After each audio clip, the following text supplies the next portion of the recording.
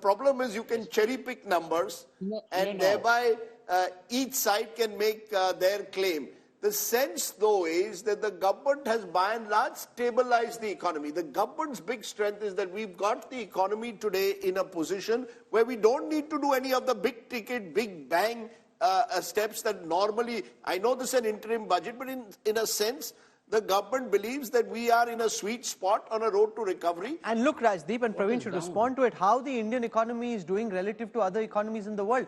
The IMF Global Macroeconomic Outlook that came out shows India doing much better than any other large economy in the world, contributing 16% of global growth this year. Given all the geopolitical turmoil internationally, the Indian economy could have been far worse off than it is. Okay, Rahul, let me respond. I know you want to massage and assuage some of the points I'm making. Let me try and respond one by one. Okay? Yeah. First, to my good friend Rajiv's point, that GST has gone up. You know, every year tax revenues will only go up. I mean, something going up is not a statement by itself. GST, indirect taxes as a percentage of GDP, has remained exactly flat at 4% for the last 10 years. No, there is no tax buoyancy from GST. Okay, so let's not, GST going up is, I mean, it's a very naive statement that Rahul, you were making. Every year tax revenues will go up. As a percentage of GDP, it stayed exactly flat at 4%. So there is no buoyancy from GST. Second, why is GST considered a bad thing by economists? Because the poor laborer and you, when you go and buy the exact same good or go to a restaurant, you pay the exact same tax rate. That is why it's called a regressive tax rate. All OECD economies, all OECD nations, I will tell you, they all have the exact opposite. 60% come from direct, 40% come from indirect. We have reversed it. So we tax through regressive means. That's a fact. Third, corporate taxes. When corporate taxes have gone down, you said it's a good thing. You know what? Private investment, the share of private investment has fallen. Private investment has fallen in the last 10 years. So if you're giving tax breaks to corporates, why are they not investing? Why are they not investing? Number 4, what is all this world's fastest growing economy and all that? Let me cite RBI's confidence, consumers, RBI's own survey that came out yesterday. People earning 50,000 rupees or less a month, 60% of them say the economy has worsened. We can go on and on about world's fastest growing economy, 8% GDP, 10% GDP. Whose GDP is this? Who is it growing for? Where are you collecting money from? Who are you spending it on? Why are corporates not investing? Why are our exports as a percentage of GDP flat? Why is foreign investment flat?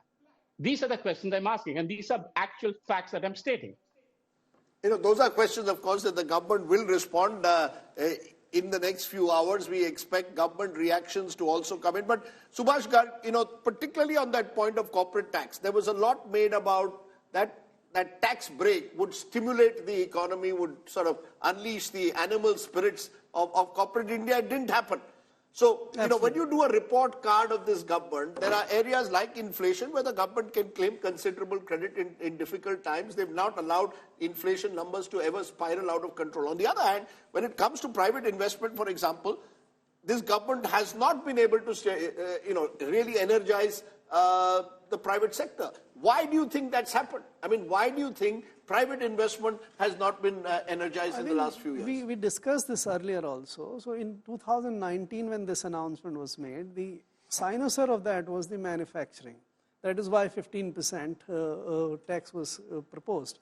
And remember, this scheme was supposed to deliver the results in a couple of years. 22 was the last date in which the investment was to be made. This has been increased every year since then, and today also this has been increased to 25. Still, in manufacturing, there is hardly any investment coming. Why? You asked. Because what do you manufacture? You manufacture primarily the consumption goods. People consume food, clothes, machines, other durables, etc. That demand is just not there. No, but you see, it's not enough to say it's just not there. Then, to Rahul's point, where you say you're the fastest growing economy, you've got a feel-good factor, you're in a sweet spot. What is it that is preventing domestic demand and private investment from actually sort of reflecting this feel-good factor? So the demand comes from the household incomes. The household incomes have not grown.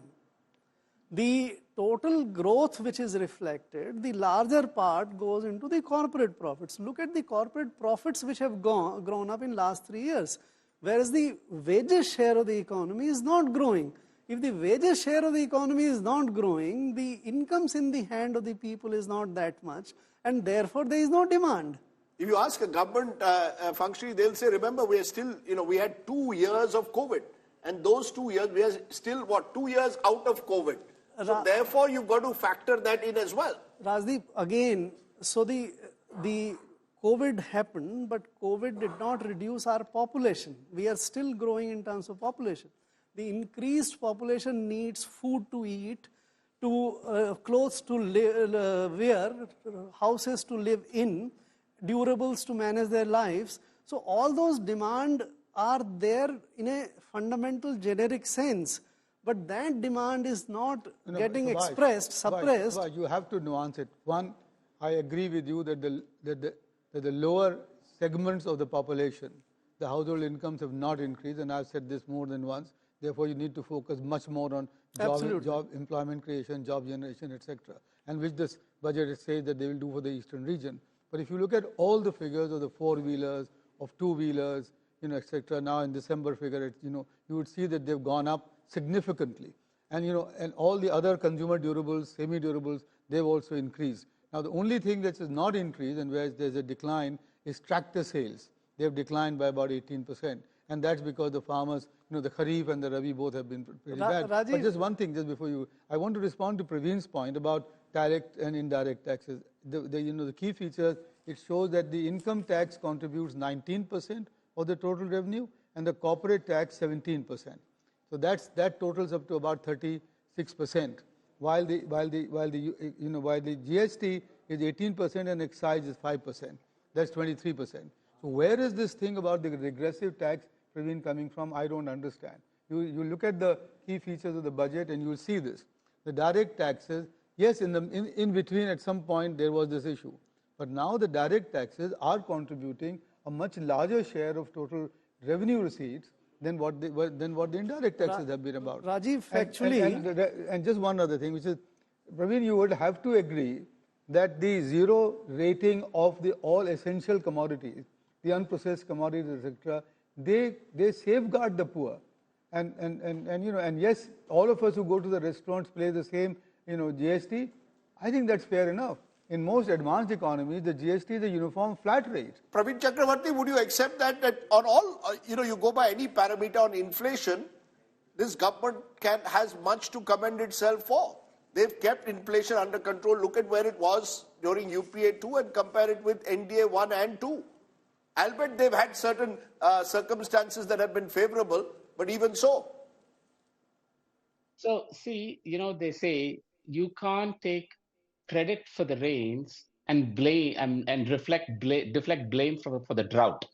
So similarly, when oil prices come down from 120, when Dr. Manmohan Singh demitted office, immediately down to $60 a barrel, inflation is bound to go down. If the government wants to take credit for it, it's like what the finance minister said in the budget speech. It's 84 chess grandmasters. It's almost like the government wants to take credit for that too. So let's be realistic here. Inflation is driven primarily by global oil prices, and let's look at what global oil prices has done, right? So when you say that there have been 2 years of COVID, I agree. I agree that that was an outlier. Similarly, you have to accept that inflation coming down is because of global factors, right? Now, I want to tell Rajiv, my friend Rajiv, about the indirect tax. Rajiv, I will give you all of the data. I only speak based on data. I will give you the data to show you how indirect tax ratio, direct to indirect tax ratio, has flipped. Yes, direct has gone up compared to 3 years ago, but that's not from corporates. That is from the middle class paying income taxes. So the middle class is being taxed much more. indirect taxes have gone up much more at the expense of corporate taxes. My point is, even if I admit, okay, reducing corporate taxes was good, why has there not been private investment? All the tax rates has just went straight into the pockets of corporates. So one cannot possibly defend this complete regressive taxation policy of the last 10 years of the Modi government.